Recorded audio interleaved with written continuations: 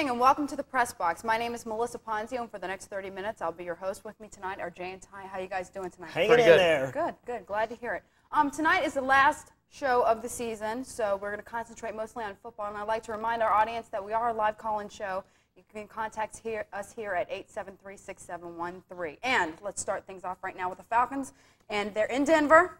What's going on? Well, they were in Denver, and they got clobbered. That's what happened. Jay, I really think that this is something that we can expect from this team this year. First of all, when they went out there to Canton and played San Diego in the Hall of Fame Bowl, here it is, they won the game, but their defense managed to give up 6.5 yards a carry to a crummy San Diego team. They got routed the following week against Houston 31-3. Even if you take that first long run by Natro Means away, which was about a 40-yard run on the first play, the Falcons still average giving up 5 yards carry, and that's too much, and you can't get away with that in the NFL. I think the 4-2-5 defense is really going to be a disaster, and I think teams are going to really take advantage of this with strong running games, and I think they're going to run right at their defense and score a lot of points. We can also see another problem with that defense, Ty. In the Denver game, they brought their secondary up so close to the line to try and prevent teams from running the ball down their throat that they got burned on the pass consistently over and over and over again.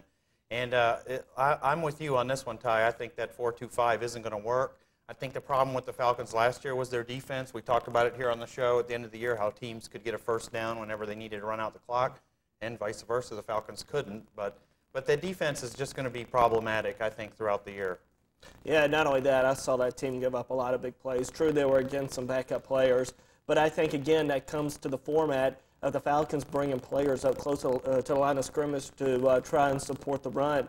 Here it is in the Denver game. They gave up almost 400 yards of passing to Tommy Maddox. And over there in Denver, there's really they're questioning whether Maddox is really a capable backup or replacement for John Elway. They don't know if he's really that good. And, you know, to the Falcons, he looked great. Yeah, he looked like a world beater. And I think we hit the nail on the head when we said their secondary was up too close to the line of scrimmage. That's going to happen. I think if you're going to run a 4-2-5 in the NFL, you have to have the dominating defensive line like the old fearsome foursome of the Rams or the purple people eaters of the Vikings in the 70s. It's just if you have a dominating line to stop the run, then you can screw around with the linebackers in the secondary. But until you accomplish that up front, you're going to get burned. Yeah. Okay, now there's been some changes during the offseason. Who's going to benefit the most from this? Well, Jay, when you sit there and you talk about changes in the NFL, the number of players who change teams is just staggering, and it's increasing. Last year it was 108, and this year it's 132. And not only that, we were talking earlier, and you were noticing a trend where not only are these teams trying to get free agents to try and support their teams, but they're going after available players from teams in their own conference, which is an interesting strategy, but a lot of teams are doing that. Yeah, you saw a trend set with the Raiders in Denver got into it over Tim Brown, and the Raiders finally matched his salary. But then Denver turned around and got Anthony Miller from the Chargers. And there's just a whole slew of examples here where, like, the Packers signed Fred Strickland from the Vikings. Vikings lost Anthony Carter also to the Lions. There's just a number of instances here in the offseason where teams, I think GMs and head coaches have figured out if they're going to use free agency to help their team, they might as well hurt the team closest to them.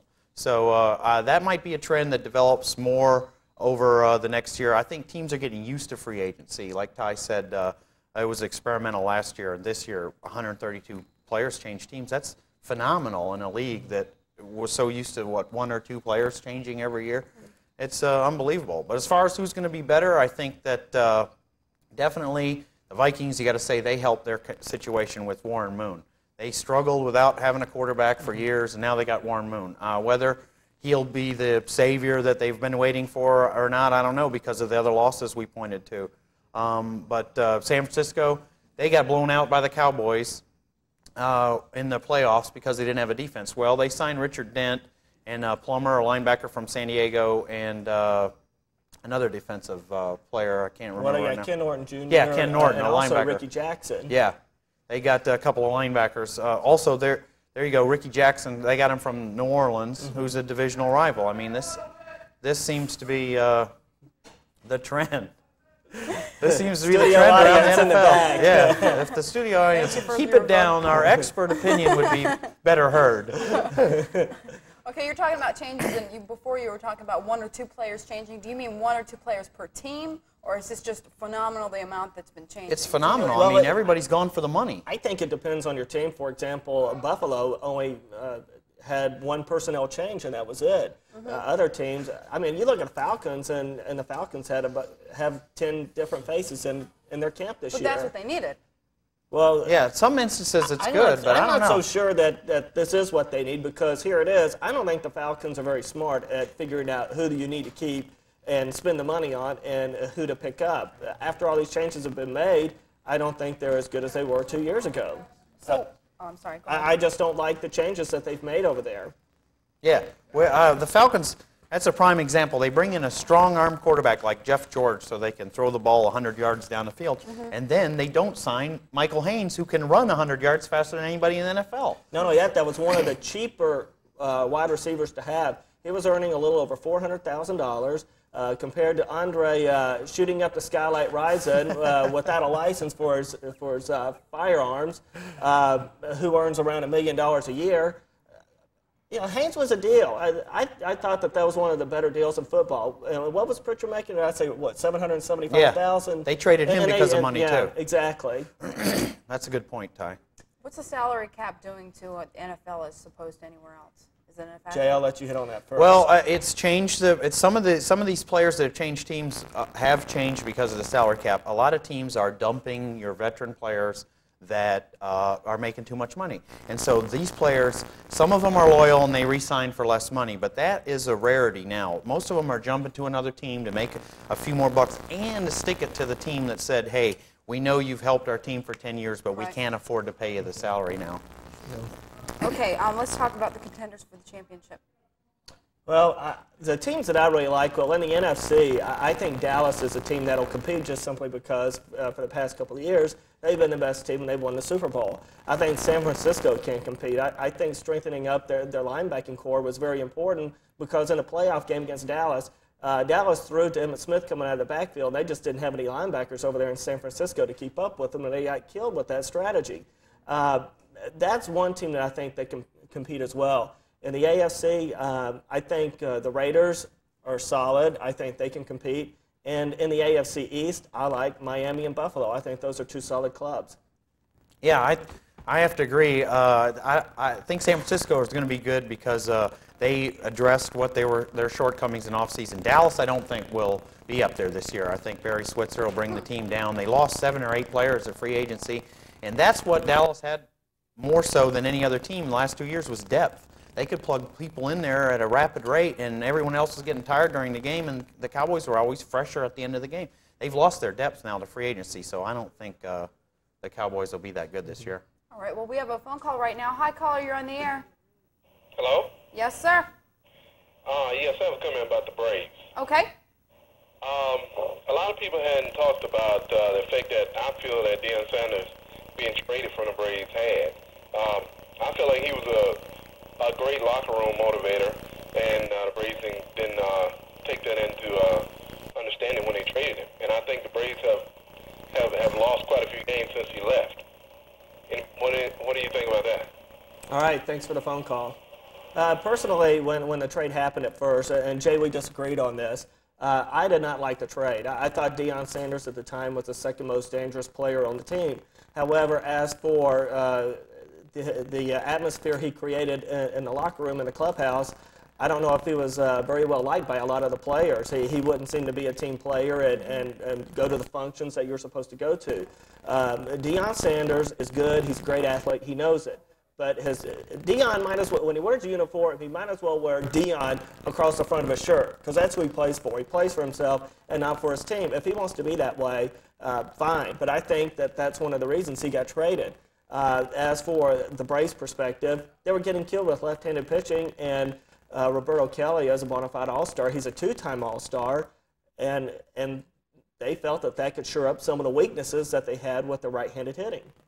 That's true. I think you don't have to look any farther than last night's game, when Avery was tossing those curveballs to Sanders and he was striking out, what, 3 or 4 times? Struck out 3 times. That's why, I mean, I think that's the bottom line as to why the Braves traded him, because he could not hit left-handed pitching, and they knew it. They disguised the fact a little bit before the deal so that teams wouldn't come off of him. But as far as the caller said about him being a locker room motivator, he made a good point. He may have been a rah-rah kind of football guy in the locker room, but the Braves are a veteran team. They're professional. They don't get excited when they win, and they don't get down on themselves when they lose. And I think in that respect, Sanders did not fit in to the clubhouse. And there were players, like Ty said, that resented the fact that he was in there listening to loud music after a loss or whatever when they thought he should be more low-key. And you know, Sanders is a volatile personality. He's a fun guy for some people to be around. But a professional athlete that just likes to concentrate doesn't want to be around someone like that. Mm-hmm. How long is his contract with Cincinnati? Jay? I think till he gets out of jail, right? That's funny. No, he's I don't know got how long his contract is. He's got a with the Reds. I newspaper don't know. column, so I'm sure he's locked in I for was the end just of the year. wondering how long he would be with Cincinnati. Probably the end Probably of as the year. long as they can stand him. Yeah. You heard about him getting arrested this morning. Oh, yeah. Okay. That's his birthday, too. So happy birthday, Dion, even Right. though he doesn't watch our show. Okay, well, we have a phone call. Hi, caller, you're on the air. Hello, hi. Hi. My question is actually in 2 parts. The first, you talked about previously this evening, and that was the fact of maybe veterans coming to, like, San Francisco 49ers, current policy perhaps of putting Deion Sanders maybe in the defensive secondary and letting some veterans go. On an ethical perspective, what type of message does that give to veteran players, do you think? What kind of message? I didn't understand the question. Okay, Ethical. let me rephrase it. It says current policy for San Francisco 49ers brings in Deion Sanders in the defensive secondary, and because he wants to fit under that salary cap, he's going to have to let some veterans go who maybe have been with that city, have Right. family established there, kids going to school there. If you let that veteran go to maybe get Deion in for that one season, what kind of message do you think that's sending to NFL players currently across the nation? Okay, it That's a says good it says question. 2 things. That's a good question. It says 2 things, though. You're right. It does show some players that loyalty doesn't mean anything in the game anymore. Okay, but some players would interpret it as being a move to try and better the team. You say, hey, management's with us on this. They want to win the Super Bowl. That's why they're dumping this veteran and bringing Sanders in, because he's a better player. Sometimes players react negatively to the loyalty thing, and sometimes players go, who gives a crap about how long you've played here? We're trying to win the Super Bowl. So it could go either way as far as the ethical ramifications of that. I'll agree with that it could go either way. You have a lot of players in for the money, and you have a lot of owners in for the money and for championships. A team like San Francisco is going to do anything they can to get in the Super Bowl. Okay, thank you very much. The second part of the question deals specifically with the Detroit Lions. And I'm just curious to see what your perspective is or your thoughts on their season, particularly with a revamped offensive line and a healthy Barry Sanders coming back. Okay. All right. First off, Detroit plays indoors, so they'll never go to the Super Bowl. No, I'm just kidding. But the best thing they did was at the end of last year, they fired Dan Henning as their offensive coordinator. So they should be able to move the ball a little bit better. They probably will give the ball to Barry Sanders more. However, even though they revamped their defensive line, their offensive line, I think they canned Fralick, and they got rid of another All-Pro because his salary was too high. That'll hurt Barry Sanders right there. With the new quarterback, I think they got Scott Mitchell, left-handed quarterback, so they have to reorient their offense to the left side. And that might take Barry Sanders a little while to adjust. And but Detroit's strong suit this year is their receiving core.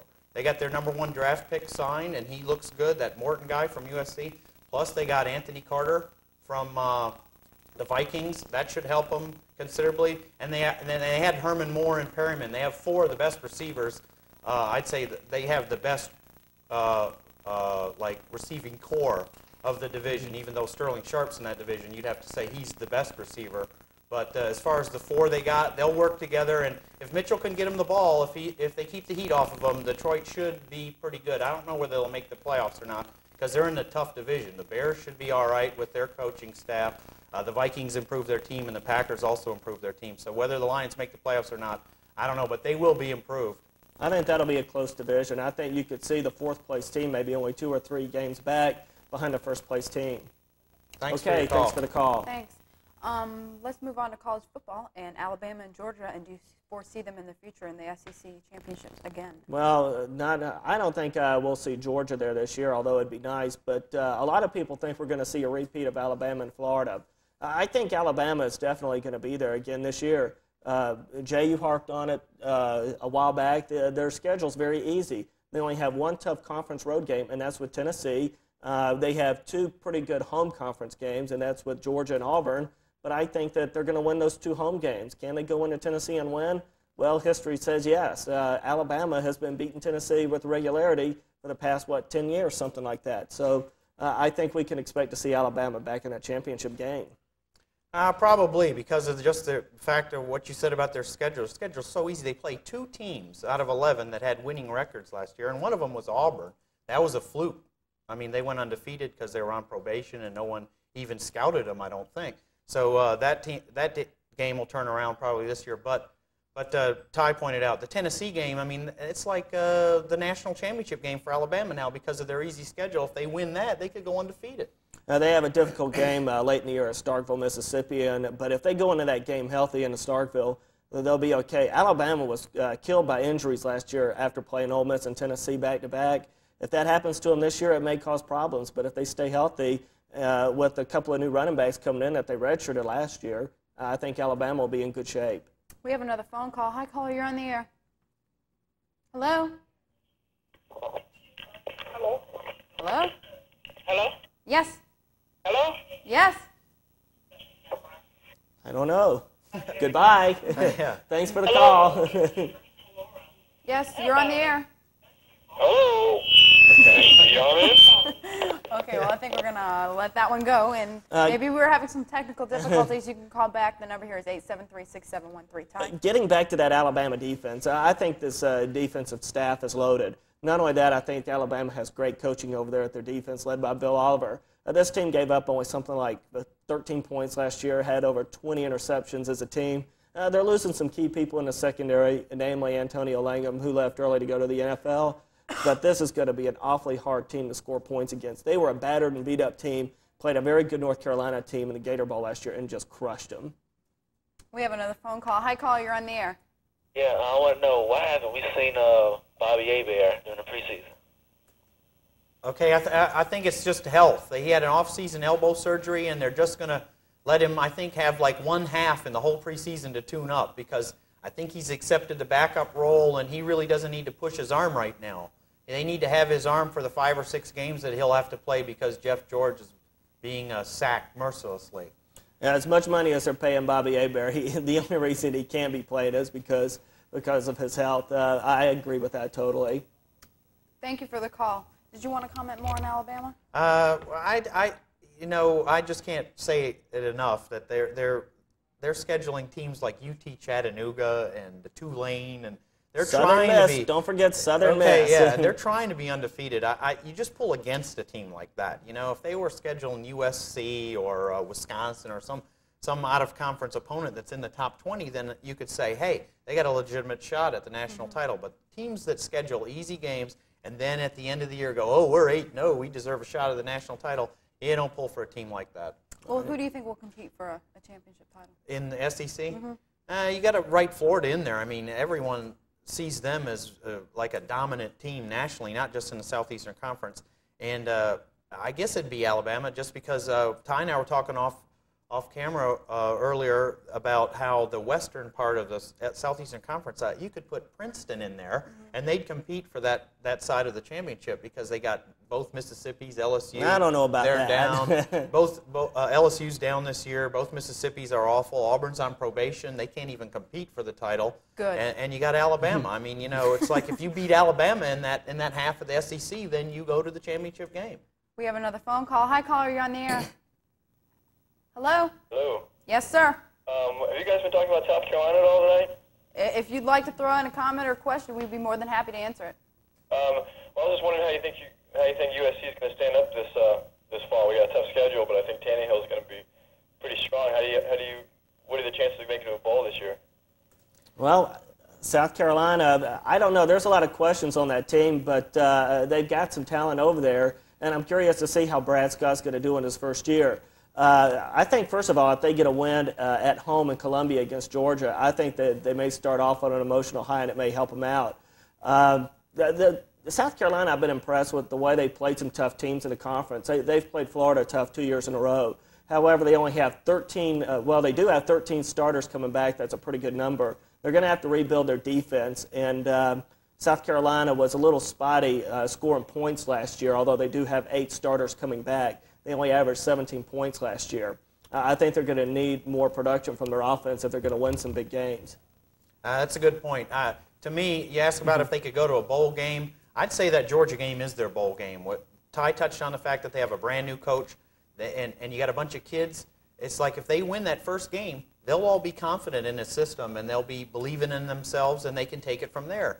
If they lose to Georgia, you start doubting whether it's like, is this better than last year? Because we beat Georgia last year with the old coach, and they do have some key players coming back. They got a real good running back. Yeah, Brandon Bennett. I think the second best running back in the conference behind Mo Williams at Kentucky. So if they use him and rely on him to pound it on the ground and keep the game close, they could have a winning record, and I think that's all it takes now to go to a bowl game.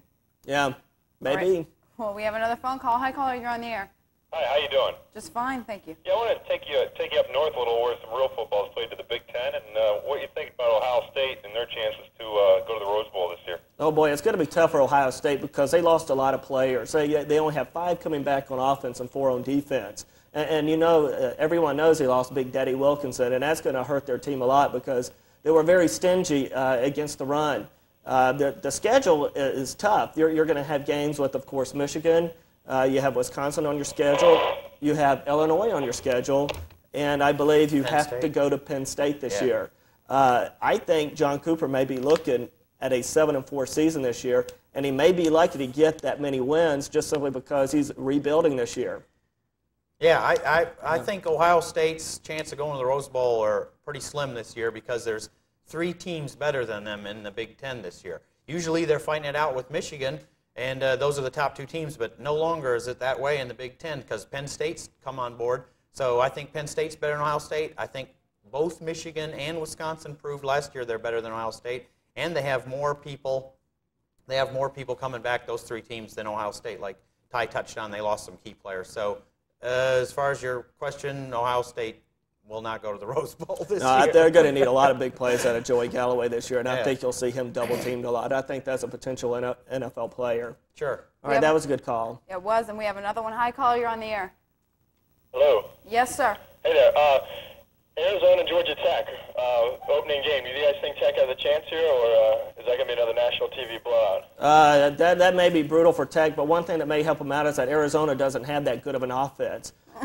They averaged 24 points last year. That's not that much for a Pac-10 club. However, Georgia Tech's got a new quarterback, and they have a solid offensive line coming back. Tech, in their first game, I think, is really going to try to establish a run. However, Arizona has 6 players coming back on that defense. That defense gave up less than 1 yard a carry last year. So what's the prediction? I think Arizona's going to win something like 20-3. 20-3. I think Arizona will shut out Tech.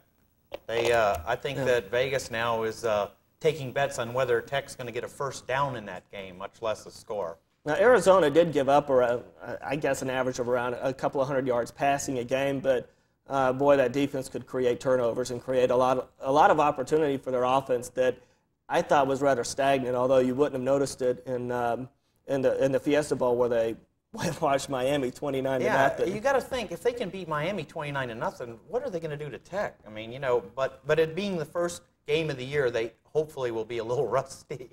We have another phone call. Hi, caller, you're on the air. Hi, good evening. This call is basically about sports economics and the union, both the NFL and Major League Baseball. Historically, the NFL usually was the type of the union was the type where benefits would actually trickle down to the lower paid, maybe the not so athletic players. In baseball, on the other hand, you always have the superstars making the extreme amounts of money, and the lower end of the field not making that much. Now, what I see the issue is that the owners basically want to have a salary cap, and we could see the effect that that's had on the NFL. What do you think is going to happen? Is this going to be unnegotiable impasse here in baseball, or do you think they're going to come down to a collective bargaining agreement typical of the NFL? Yeah, I think that in order for baseball to move on, it's going to have to be a compromise in a collective bargaining agreement, like you stated. But I don't see that. I think that the players now, by what is this, the third work stoppage, fourth work stoppage in 20 years, the players have showed that they want this to be treated more like a business. Well, I got news for you. If it's going to be treated like a business, these owners of the teams are just going to fire people. I mean, you sign a contract for $7 million and you get 2 hits in, say, a week's time, then if it's a business, you're fired. It's like, you're out of here, and we'll bring in a kid from Richmond or whatever and let him play for $100,000. I think that if the players are going to demand this business-type action, then they're going to find out what a true business is like. I mean, it's going to be like working at the Pizza Hut for them. You don't make enough pizzas, you're out of here. I mean, you know, that's the only way this can go. If they want to settle for a collective bargaining agreement, yeah, then the game can go on like the NFL, like baseball's going on now, and there'll be the rookie players making minimum wage and the superstars making millions of dollars and no one in between. That's the only way it can go. I agree with that. Believe it or not. Thanks for the call. What a short answer, Ty. I'm flabbergasted. No, basically, I think the owners are going to play hardball. I think this strike could be a long one. I see it's too good to be true. I was going to tell the director to mark that, save that part of the tape. But okay, one last thing. We only have a few more minutes left in the show. Let's talk about Arizona. Can they live up to their preseason expectations? That's a very good question. And in the Pac-10, they got a road trip going to Stanford early in the season. I think that's going to dictate their season a little bit. I think Stanford's got about 17 starters coming back under Bill Walsh. I think a team going into there may be asking for some trouble. However, on the positive side for Arizona in that game, Stanford's game the following week is at Notre Dame. So the players may start looking ahead a little bit. If they get by that game, I think that Arizona could cruise to the Pac-10. Of course, USC and UCLA are pretty good, but they're not returning as many starters as Arizona is. Okay, we have a phone call really quick. Hi, caller, you're on the air. Hi, you guys think that Clinton's going to invade Haiti? say it again? Do you think that Clinton, our president, is going to invade Haiti? Well, Do I think Clinton's going to invade Haiti? We'll have to put that question on table. It depends on whether they have a right-handed pitcher or a left-handed reliever. I mean, if he can find one of those there, then he will go to Haiti. Well, hey, if Buddy Ryan's the Secretary of Defense, bet the mortgage he will. I'd like to thank you both for the show. It's been a great one. All right. And to our audience members, we'll see you next season. Thanks for watching. Let's all go to